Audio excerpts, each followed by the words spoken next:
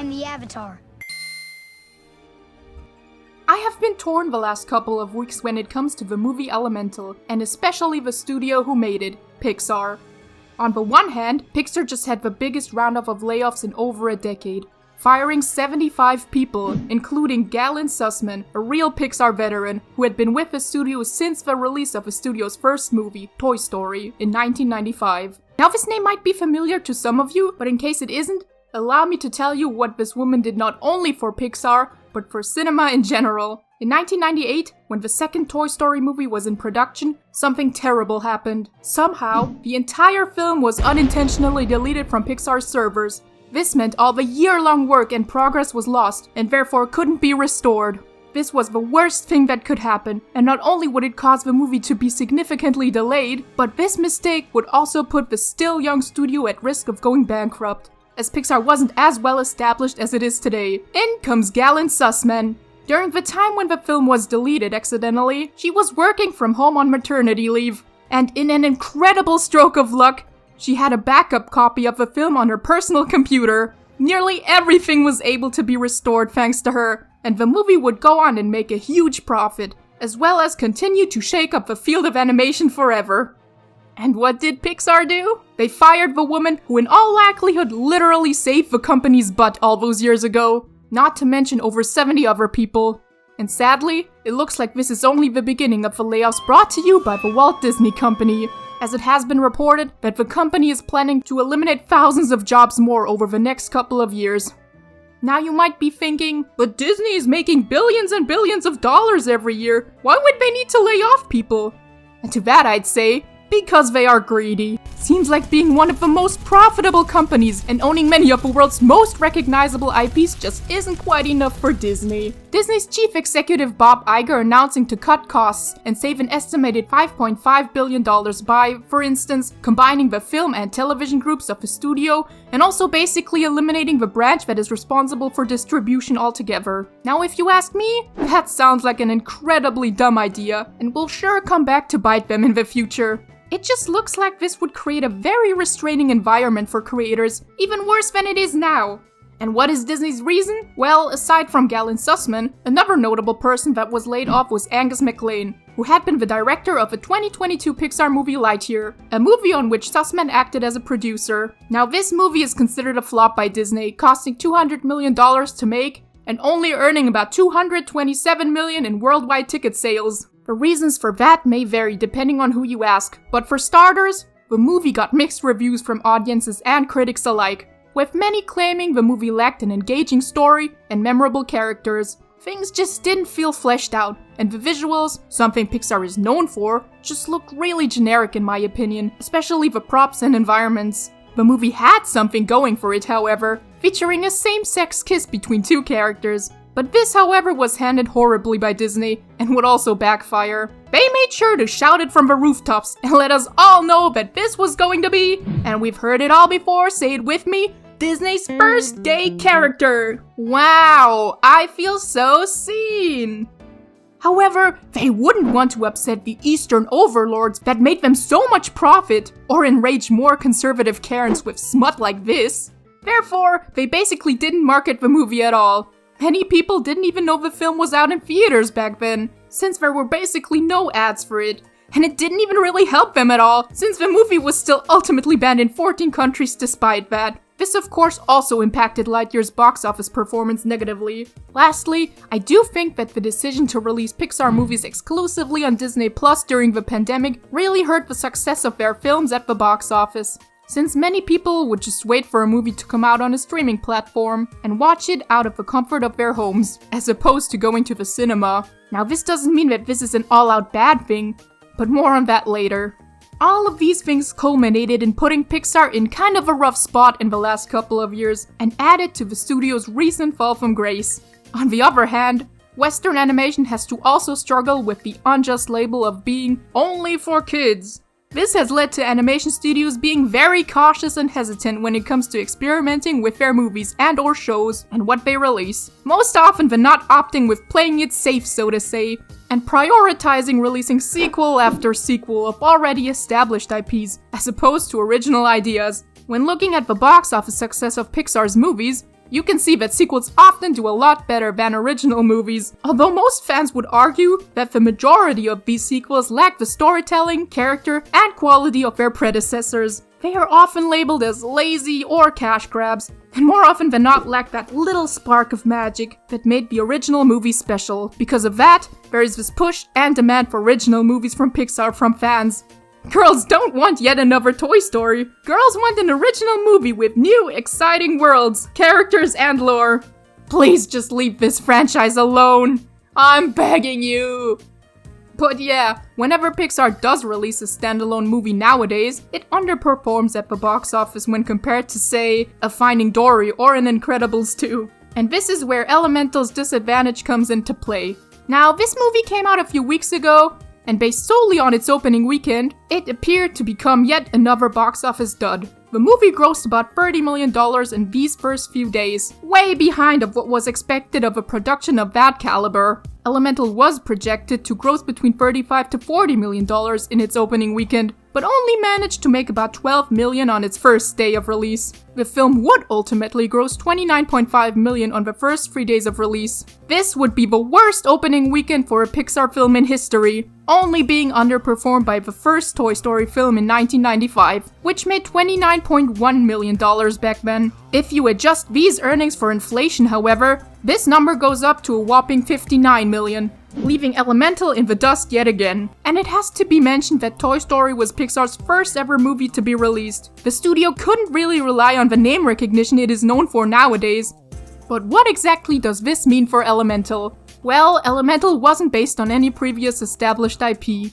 Now this suggests to Disney that there isn't a high demand for original movies. There is a kind of a light at the end of a tunnel, however, as it seems that the movie is doing a lot better now, as the film has come out in many more countries now, and actually had somewhat of a comeback as of lately. Additionally, it also seems that word of mouth has spread that Elemental is actually quite enjoyable, and it is now even competing with Spider-Verse for the top spot at the box office. Wow, what a comeback. Although compared to other Pixar movies, it is still very much behind in earnings. As of writing of this script, Elemental has grossed nearly $80 million worldwide. But what can Disney learn from that? Well, for starters, Disney movies may no longer dominate at the box office right away. But given some time, positive word of mouth may spread about a movie, and people are more likely to go see it a few weeks after release. Now this has happened a few times since the pandemic. Additionally, many movies have made a comeback after premiering on Disney Plus as well. Best example would be Encanto, one of my all-time favorite movies, which also didn't perform well at the box office initially, but really took off once it was available to stream, as it was basically inescapable in late 2021 and early 2022. In conclusion, Disney and Pixar will need to be a lot more patient if they want to succeed with their newer movies and play the long game with their post-pandemic releases in order to yield a W for the studio. The film's director, Peter Sohn, admitted that he was quite confused by the audience's differing reviews towards Elemental. On the one hand, the movie got a lot of praise, as well as a standing ovation at the Cannes Film Festival. But on the other, once it was released, many critics gave it lukewarm to downright negative reviews. Sohn provides a possible explanation for the conflicting and sometimes even outright opposing responses to Elemental. Quote, "This is our 27th film. For some reason, we seem to be critiqued not only based on other movies, but on our own stuff. So people will say, oh, it was not as good as my favorite Pixar film, whatever that is." And that does actually make a lot of sense. In fact, it appears as if Pixar has set the bar way too high when it comes to their releases, not only for movies from other studios, but also for their own productions. It feels like Pixar films have their own very distinctive feel and brand, and they pretty much stick to that no matter what. I can see why any deviation from the Pixar formula would trigger reactions like it did. In my opinion, the trailers made it look like Elemental was going to be a pretty generic Romeo and Juliet story. And sure, something like that would have been nice to see 15 or 10 years ago, but a story on a smaller scale just doesn't cut it anymore for general audiences nowadays. In today's culture, it seems like every new movie must reinvent the genre of film once it releases. Of course, the breakthroughs and advancements in animation and VFX displayed in Elemental wouldn't have been possible to achieve a decade ago, but I do think the movie would have performed better if it had been released in like 2008. This was written in the 90s about the year 2008. Okay, but what is this movie actually about? And more important, is it worth seeing? To answer these questions, we have to look into the history of the production. Elemental is a romantic comedy drama film made by Pixar. Duh. It's the studio's 27th full-length feature film and premiered on June 16th, 2023. The movie is set in a world that is inhabited by literal elements of nature: fire, water, earth, and air. The main characters are the fire element Amber and the water element Wade, and the movie follows these two overcoming their differences and catching romantic feelings for one another, while struggling with quite a bit of prejudice from the world around them. Now these two get off to a bad start initially, but Wade and Amber quickly realize that they do actually have a lot in common. The movie illustrates beautifully how opposites attract, not only in terms of the stark difference between fire and water, but also in terms of Wade and Amber's personalities. One having to deal with literal outbursts, while the other is rather socially anxious. But despite that, Wade is still able to form connections with other people quite easily. Something Amber has been struggling with her whole life. Amber is more of a freak in this world. She doesn't fit in. I don't know. I really liked seeing them fall for each other over time. It was just really cute and done in a believable way in my opinion. It felt natural. The world building was also done quite well, and I really liked how the element's abilities were utilized creatively in the city environment. The movie is incredibly imaginative in that regard. A few stick-out examples I really enjoyed were how Amber fixes a glass display in her dad's shop with her fire in the beginning of the movie, or how she uses heat to make a hot air balloon float in this one scene. Wade's water abilities are also used very creatively. Water drops are used to show him sweating nervously when confronted. I also quite like how Amber is pretty reserved and scared of how the city will perceive her, shown by her wearing her hood up in order to conceal herself initially when going to the bougie neighborhood. But Wade actually encourages her and helps her opening up to the world. In return, Amber starts to enjoy herself quite a bit as she feels a lot more comfortable. With Wade by her side, she stops hiding herself. This is also reflected in her body language. I love stuff like that. The trailers made it seem as though the story would be pretty generic and predictable, but the movie actually did manage to shake things up enough for me to make it quite enjoyable most of the time. The film's director, Peter Son, pitched the idea to Pixar by asking whether or not fire and water could ever connect. Son's early years and experiences as a son of immigrants, growing up in a diverse New York City, served as another source of inspiration for the movie. Quote, "My parents immigrated from Korea in the early 1970s and built a bustling grocery store in the Bronx. We were among many families who ventured to a new land with hopes and dreams. All of us mixed into one big salad bowl of cultures, languages, and beautiful little neighborhoods. That's what led me to Elemental." Additionally, Elemental also pays homage to several rom-coms such as Guess Who's Coming Back to Dinner, Moonstruck, You've Got Mail, Amélie, My Big Fat Greek Wedding, and The Big Sick. Before a movie enters production, Disney and Pixar's teams usually travel to countries that serve as inspiration for their films. This time, however, they opted to watch point-of-view city tours on YouTube instead, since the pandemic didn't allow for travel to these places during that time.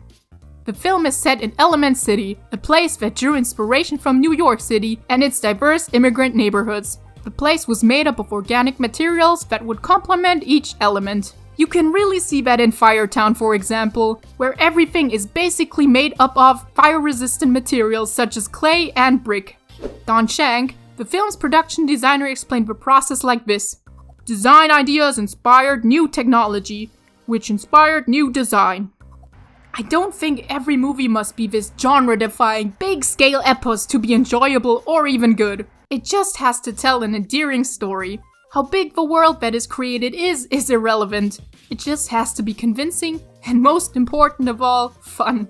And I believe Elemental managed to accomplish that. A perfectly enjoyable film.